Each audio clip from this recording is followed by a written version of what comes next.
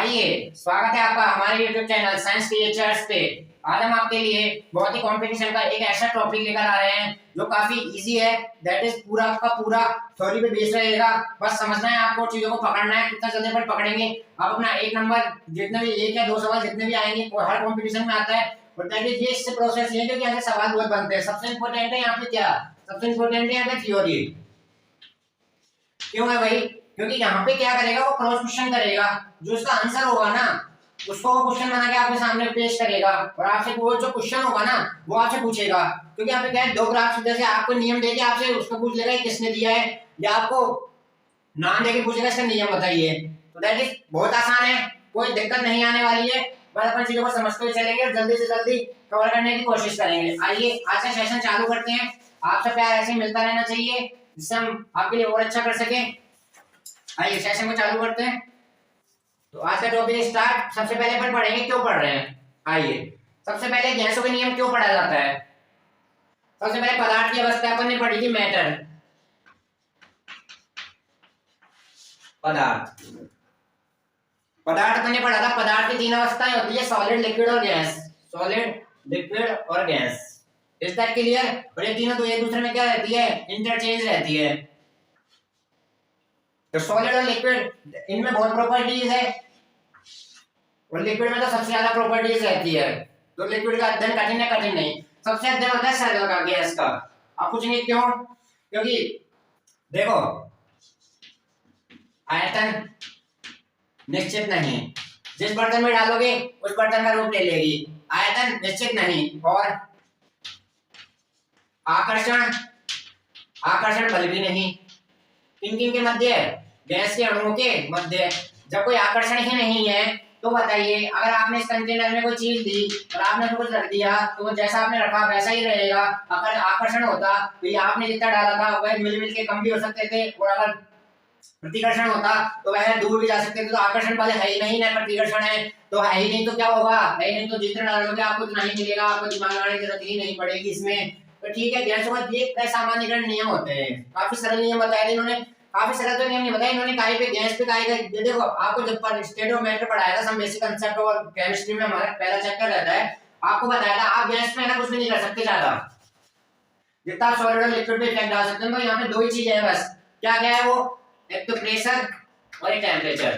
ताप और दाब, ताप और दाब। ताप और दाब में परिवर्तन ही कर सकते हैं आप, है ना। यहाँ पे चीजों को बनाएंगे तो बस ज्यादा परिवर्तन है तो कितने अध्ययन करना पड़ेगा। ये तो प्रेशर हो गया, टेम्परेचर हो गया, वॉल्यूम हो गया और मोलों की संख्या। मोलों की संख्या आपको पता है एन होती है, कोई से रीजन में फिक्स रहती है। इसके लिए नियम देखा होगा अवोगाड्रो, तो वो किससे सिमिलर बना के देगा उसको, आयतन के। तो सबसे ज्यादा बात होगी आयतन की, m/v, d बराबर m/v। आयतन से अपन यहाँ पे घनत्व की चर्चा करेंगे कि गैसों का घनत्व ज्यादा होता है, कम होता है, कैसे बढ़ेगा, कैसे घटेगा, और क्या क्या गैसों के गुण हैं। तो कैसे आप जानते हैं कैसे प्रयास होती है। सबसे पहला सवाल आज का सेशन चालू करते हैं। आइए, कैसे प्रयास होती है, ये नियम कौन बताएगा? संपीड्यता बोलते हैं कंप्रेस को। संपीड्यता क्या बोलते हैं? कंप्रेस। अब पहला सवाल आज का, गैसें संपीड्य होती है यह दर्शाता है, किसका नियम दर्शाएगा? वो पढ़ेगा, वो बताएगा बॉयल का नियम। अब कैसे बताएगा वो समझते हैं अपन। गैसें संपीड्यता दर्शाती है, यह कौन सा नियम बताता है, किसका नियम बताता है? वो बताता है बॉयल का नियम। आइए बॉयल क्या है, सबसे पहले बॉयल्स लॉ सबसे पहला नियम दिया था इसने, रॉबर्ट बॉयल ने 1661 में। रॉबर्ट बॉयल प्रस्तुत करा इन्होंने। और क्या नाम है उसके नियम का? तो सबसे इंपॉर्टेंट एक और सवाल, प्रेशर वॉल्यूम रिलेशन, दाब आयतन संबंध। तो दूसरा सवाल क्या बना आज का?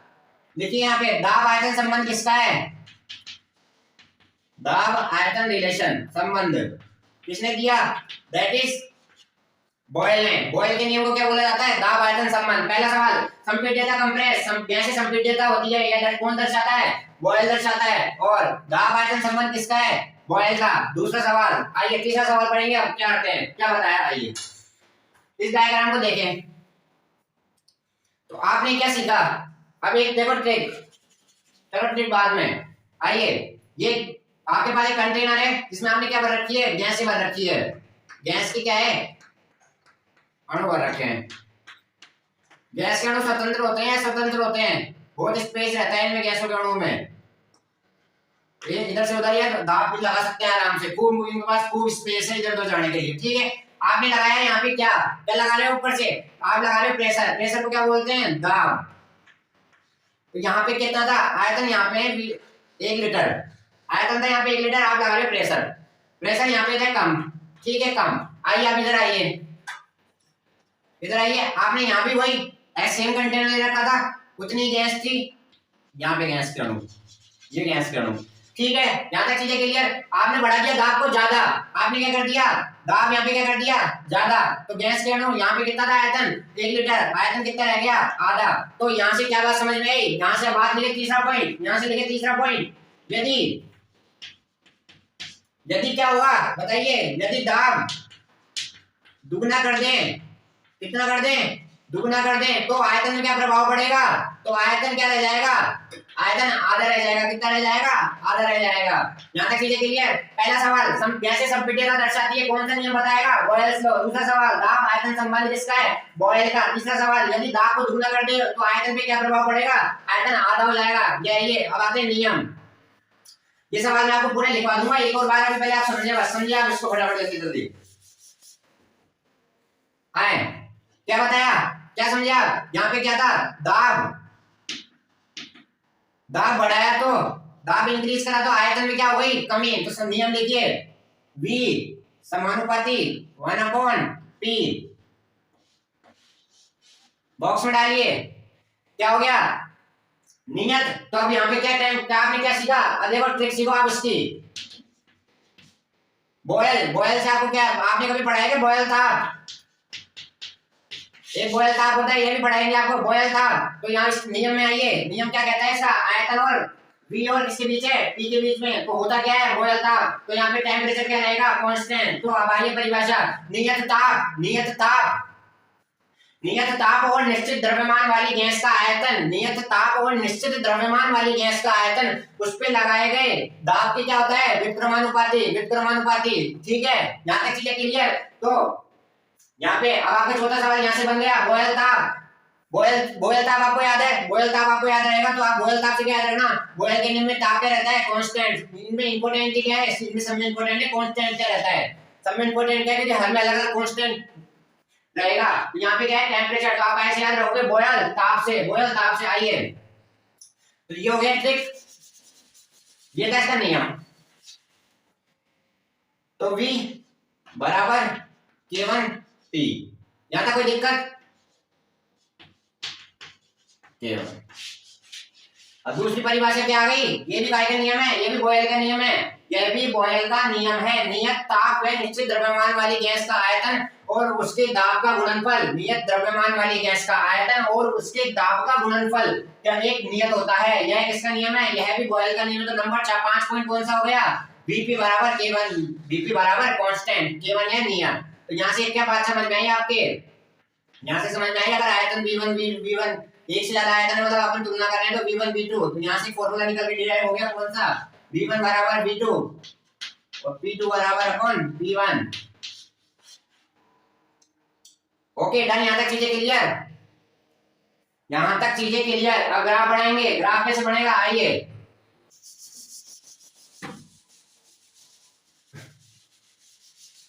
ग्राफ सीखते हैं, ग्राफ कैसे बनेगा। सबसे पहला ग्राफ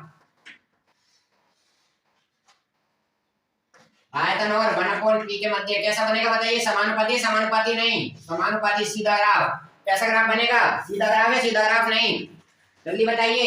इन दोनों के मध्य बनाया है, इसके और इसके मध्य, तो समानुपाती है, समानुपाती नहीं है। क्या यह ग्राफ सही है, मेरे को आप ये बता दीजिए, क्या यह ग्राफ सही है।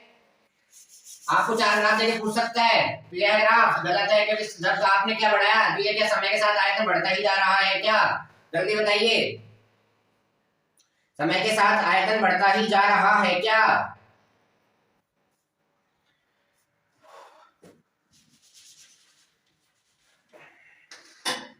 तो समय के साथ ये वाला ग्राफ बढ़ेगा यहाँ पे, तो इधर क्या होगा, P या V, समय आपने दाब बढ़ाया तो आयतन में क्या हो गई कमी। अगर आप दाब पे इंक्रीज करते जा रहे हो तो आयतन में क्या होती जा रही है, कमी होती जा रही है, कमी हो गई। Is that clear. तो ये वाला ग्राफ किसके बिटवीन बना, बताइए जल्दी। P समानुपाती 1/b, इसके और इसके मध्य बनाए ये वाला ग्राफ। यहाँ तक चीजें क्लियर? यहाँ तक चीजें क्लियर हो गई है क्या? बस आइए,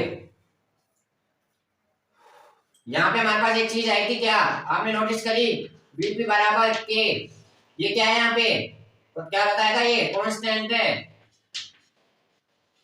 दैट इज डिपेंडेंस। किस पे डिपेंड है ये बताइए जल्दी फटाफट, किस पे डिपेंड होगा? आपने बताइए किस किस पे बात कर ली अभी बताओ, अभी तक अपन ने किस किस पे बात कर ली अभी तक अपन ने? आपने देखो ताप खुद को तो निर्भर कर रखा है, ताप को तो निर्भर कर रखा है, तो काहे पे डिपेंड कर रहा है ये? लिखिए सबसे पहले ताप, ताप पे निर्भर करेगा। और गैस की प्रकृति, नेचर, गैस का नेचर कैसा है, इन दो के अलावा काहे पे भी निर्भर नहीं करेगा ये, एक कांस्टेंट इसका। ठीक है, कांस्टेंट हो गया। आइए, और सबसे इंपॉर्टेंट लिखिए आप भौतिक, इसका भौतिक,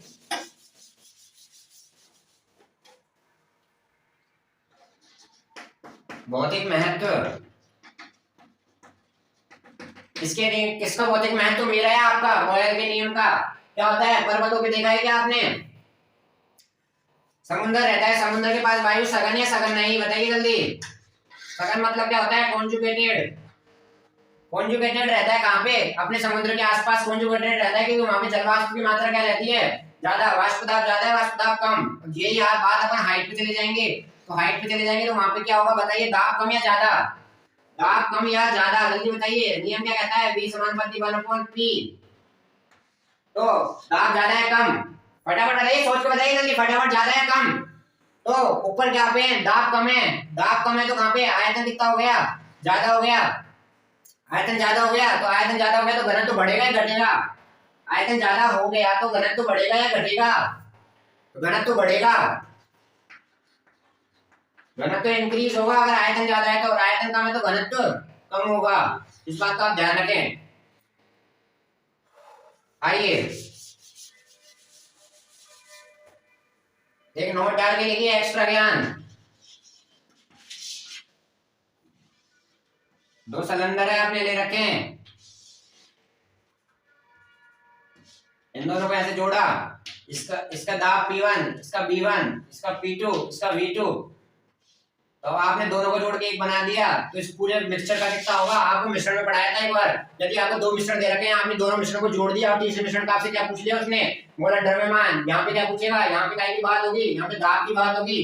तो इसका दाब आप क्या मान लो? न्यून दाब मान लो, बिल्कुल। ठीक है, आइए चालू करते हैं। तो इसका फॉर्मूला होता है P1 B1 plus P2 B2, और जो टोटल का होगा वो हो जाएगा B1 प्लस B2। अगर कंपटीशन में लेवल बड़ा लेवल का है, थोड़ा ध्यान रखें, एक्स्ट्रा ज्ञान था। आइए, यो है आपके पूरा बॉयल का नियम। किसका नियम? बॉयल का नियम। उम्मीद है सेशन पसंद आया होगा आपको। अब मिलते हैं कल इन्हीं सवालों के साथ फिर से। ध्यान रखना, आपको सारे सवाल बता दिए गए हैं, क्या है क्या नहीं, क्या कुछ एक भी आपने छूटा नहीं है। और एक बार हम देख लेते हैं कुछ छूटा हो तो।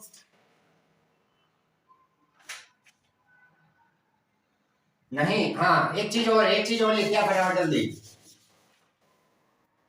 इसको भी आप नोट डाल के लिख लेना। क्या लिखना है बताइए? घनत्व दाब में संबंध, घनत्व एंड दाब में संबंध। कैसे? बॉयल के नियम। बॉयल का नियम क्या बोला? बॉयल का नियम से क्या पढ़ा आपने? बॉयल के नियम से फटाफट जल्दी, लास्ट टॉपिक। अच्छा, बॉयल का नियम क्या बोलता है? V समानुपाती 1/p, तो V समानुपाती K/P, इकाई का नियम है। बॉयल का नियम, घनत्व क्या होता है? D बराबर m/v, D बराबर m/v। यहाँ तक चीजें क्लियर है क्या? D बराबर m/v। किसका मान किसमें रखोगे? इसका मान किसमें रखोगे? तो आप रखो इसका मान इसमें, काई में? V का मान, तो यहाँ पे D बराबर m।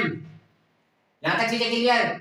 P K, यहाँ तक कोई, ये दोनों क्या हो गए? Is that clear? यहाँ तक कोई दिक्कत है क्या? जल्दी बताइए, यहाँ तक कोई दिक्कत है क्या? तो D बराबर m/K/P, m/K/P।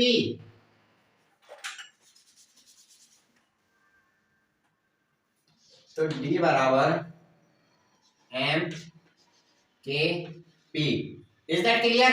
ये दोनों चीजें क्या है हमारे पास, कांस्टेंट है, क्योंकि निश्चित द्रव्यमान वाली गैस भी है, फिर द्रव्यमान भी कांस्टेंट हो गया, के तो कांस्टेंट रहता है, ये तो डी बराबर इसको मान लो आप के डैश, ये हो गया पी। तो घनत्व दाब में संबंध क्या आ गया, घनत्व समानुपाती दाब। यही बात आपको उस वक्त बताई थी भौतिक सामर्थ्य में, दाब बढ़ाओगे घनत्व बढ़ेगा, कैसे बढ़ेगा, इस नियम से देखो फटाफट जल्दी हर चीज को समझो। तो V समानुपाती 1/P, दाब इंक्रीज, दाब बढ़ा दिया, तो आयतन में क्या हो गई, कमी।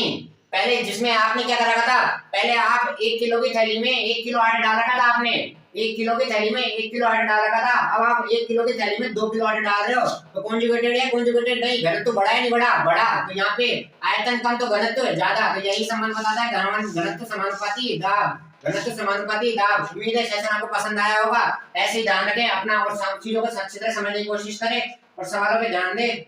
सेशन यही हम समाप्त करते हैं, कल मिलेंगे कल एक नई वीडियो के साथ। थैंक